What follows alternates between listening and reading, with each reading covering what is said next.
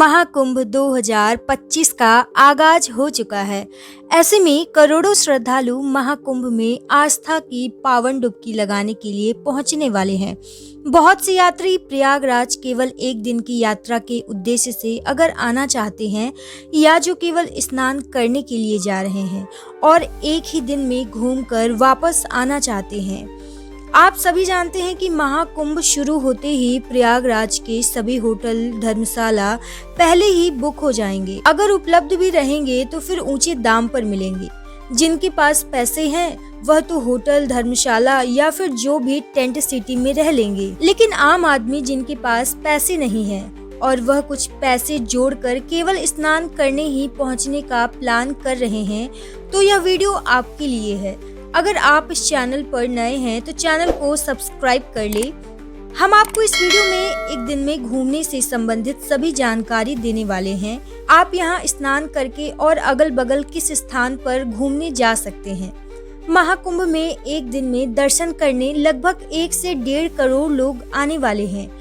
अगर आपका महाकुंभ में आने का प्लान बन रहा है तो आप अपने हिसाब से ऐसे ट्रेन का निर्धारण करें जो कि सुबह तक आपको प्रयागराज पहुंचा दे।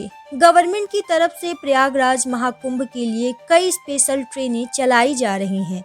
अगर आपके शहर से प्रयागराज के लिए जो भी ट्रेन चलाई जा रही है, आपको उस ट्रेन के माध्यम से प्रयागराज पहुंच जाना है। प्रयागराज में मुख्य रूप से 8 से 9 रेलवे स्टेशन हैं, जो कि सभी रेलवे स्टेशन 8 से 9 किलोमीटर के दायरे में ही स्थित है। ऐसे में आपकी ट्रेन जिस भी रेलवे स्टेशन पर पहुंच रही है, वहां से आप ई रिक्शा के माध्यम से संगम के घाट पर पहुंच सकते हैं। त्रिवेणी संगम घाट से 2 किलोमीटर पहले ही ई रिक्शा वाला आपको उतार देगा, क्योंकि आगे ई रिक्शा बंद कर दिया जाएगा। 2 किलोमीटर पैदल ही आपको चल करके त्रिवेणी संगम घाट तक जाना पड़ेगा। जितने भी भक्त महाकुंभ 2025 में स्नान करने आएंगे, लगभग भीड़ बहुत ज्यादा होगी।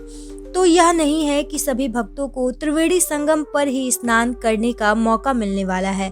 यहाँ पर बहुत सारे नए घाट बनाए जा रहे हैं। जो भक्त जहाँ पर पहुँचेगा वह वहीं पर स्नान कर लेगा। पूरा क्षेत्र ही महाकुंभ त्रिवेणी संगम के नाम से जाना जाता है। कहीं पर पक्के घाट बनाए जा रहे हैं तो कहीं पर रेत भर के बालू से कच्चे घाट की सुविधा उपलब्ध रहेगी। तो आपको यह कोशिश नहीं करनी है कि आप मुख्य घाट पर ही स्नान करने जाएंगे। आप कुंभ के क्षेत्र में कहीं भी स्नान कर सकते हैं। संगम घाट में आप डुबकी लगाए। यदि आपको जो भी पूजा पाठ करना है या कोई भी धार्मिक अनुष्ठान करवाना है तो आप यहाँ पर करवा सकते हैं। इसके बाद आप यहाँ पर खाना पीना आराम से खाइए। फिर घाट के अगल बगल में स्थित मंदिर और जो भी घूमने लायक जगह है वहाँ पर घूमिए। स्नान करने के बाद आपको सबसे पहले लेटी हुई हनुमान जी के दर्शन करने के लिए जाना है, जो कि त्रिवेणी संगम के पास में ही पड़ता है। भीड़ बहुत ज़्यादा होगी, फिर भी आपको आधे या 1 घंटे में हनुमान जी के दर्शन करने मिल जाएंगे। लेटे हुए हनुमान जी के दर्शन करने के बाद आप थोड़ा आगे बढ़ेंगे तो अक्षय वट पड़ेगा। अक्षय वट अकबर के किले में बना हुआ बरगद का एक पेड़ है। कहते हैं कि वनवास के समय प्रभु श्री राम ने संगम घाट में स्नान करने के बाद 3 रात विश्राम अक्षय वट के इसी पेड़ के नीचे किया था।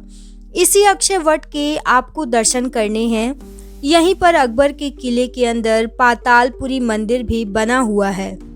अक्षय वट में दर्शन करने के बाद आपको जाना है आदि शंकर मंडपम मंदिर, जो कि लेटे हुए हनुमान मंदिर के पहले ही पड़ जाता है। इसके बाद गंगा किनारे में नाग वासुकी मंदिर पड़ता है, वहां आपको दर्शन करने जाना है। दर्शन करने के बाद आपको रेलवे स्टेशन की तरफ चले जाना है। एक दिन के लिए अगर आप आते हैं तो यही सारी चीज मंदिर दर्शन आप कर पाएंगे। अगर आप अखाड़ा वगैरह भी घूमना चाहते हैं तो आधा 1 घंटे का समय निकाल कर आप घूम ले। महाकुंभ में लगे मेले घूमिए और खाना पीना खाइए। उसके बाद अपने ट्रेन के समय के हिसाब से आप रेलवे स्टेशन पहुँचे। अगर आप बस से जाना चाहते हैं तो आप बस स्टैंड चले जाए।